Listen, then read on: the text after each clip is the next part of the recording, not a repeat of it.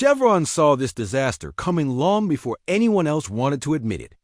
In August 2024, California's largest and most historic refinery operator packed up its headquarters and fled to Texas, ending a 140-year legacy in the Golden State. At the time, it was headline news, but few understood the true gravity of the move. The CEO, Mike Wirth, was remarkably candid about the decision. He stated simply that California had become too tough a place to do business.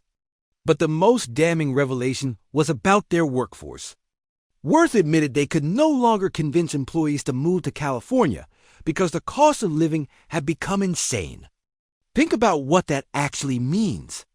Chevron is a company worth $300 billion. These aren't minimum wage workers struggling to get by.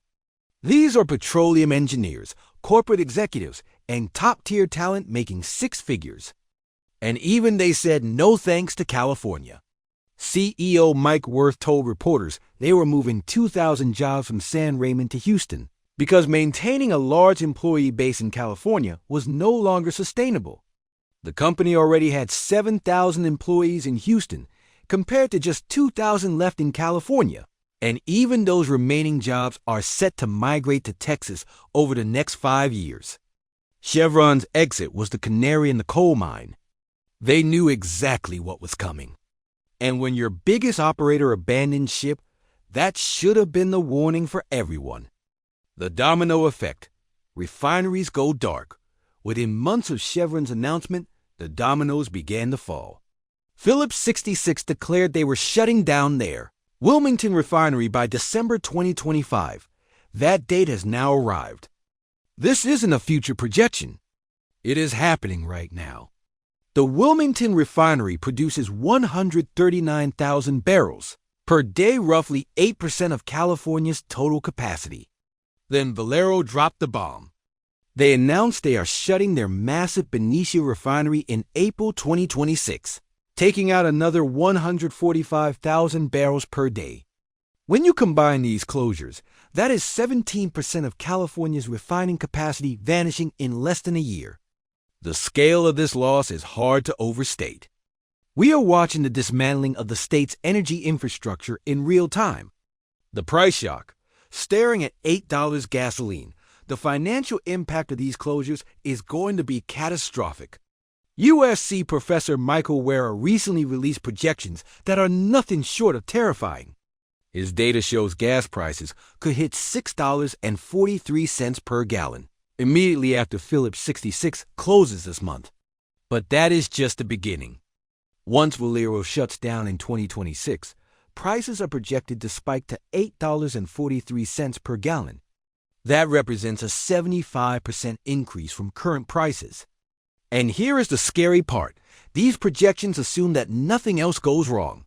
They assume no refinery fires, no unscheduled maintenance, and no global supply disruptions. One hiccup, one mechanical failure, and we could easily be staring at $10 gasoline. The logistics nightmare, an energy island. What makes this situation truly dangerous is California's isolation.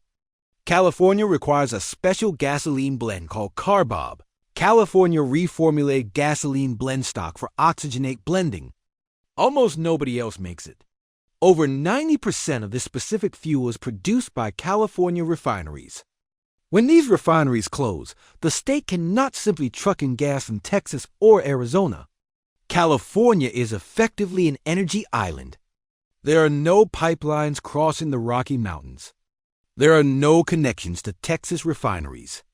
This leaves only one option, importing fuel by ship from Asia. Only a handful of refineries in South Korea and India are even capable of making California's special blend. The shipping nightmare is already playing out.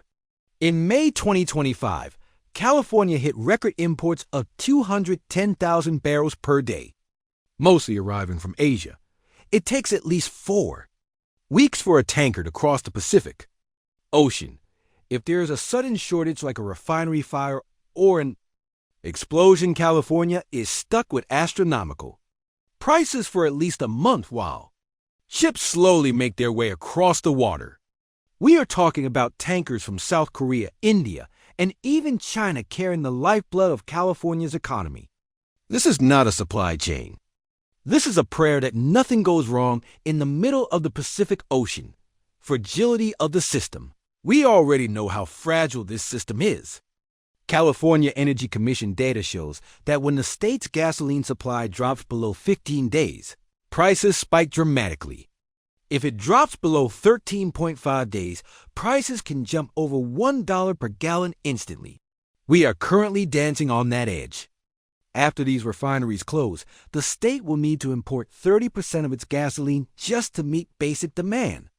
The February 2025 Martinez refinery fire gave us a preview of this chaos. One fire at one refinery sent prices jumping 42 cents per gallon in Northern California and 27 cents in Southern California within days. Wholesale margins shot up to 90 cents per gallon, double the normal levels. And that was just one refinery having problems for a few weeks. Imagine what happens when 17% of capacity is gone forever. The policy failure. The irony is that California's regulators know their policies are failing. The California Energy Commission recommended in August 2025 to pause the enforcement of refinery profit margin caps rules they passed just last year. They recommended not implementing these rules for at least 5 years because they finally realized the regulations are driving refineries out of business. They are literally admitting their policies failed. But it is too late. The refineries are already leaving. Chevron's executives were blunt about the difference in business climates. Andy Walls, their president of America's Products, compared the two states directly. He said of Texas, "They are welcome. Their industry is welcome." He noted how easy it is to do business in Houston because all competitors and suppliers are right across the street. Meanwhile, in California, a company that has been operating since 1879 could not even keep employees willing to live there. The timing of Chevron's exit was crucial. They announced the move in August 2024, right before the special legislative session that passed new, stricter refinery regulations. They saw the writing on the wall. The physical barriers, the logistical trap California has built for itself is airtight. Even if Texas refineries wanted to help, they couldn't. First, they can't make the special blend. Second, even if they could, there are no ships to carry it. The Jones Act requires UC flag ships to move fuel between U.S. ports, but the United States currently has only 5 ocean-going commercial ships under construction. In comparison, China has 1,794. There are literally no ships available to bring gasoline from Texas to California. The state has cut itself off from the rest of the country. The human and economic toll, the human cost of this is staggering.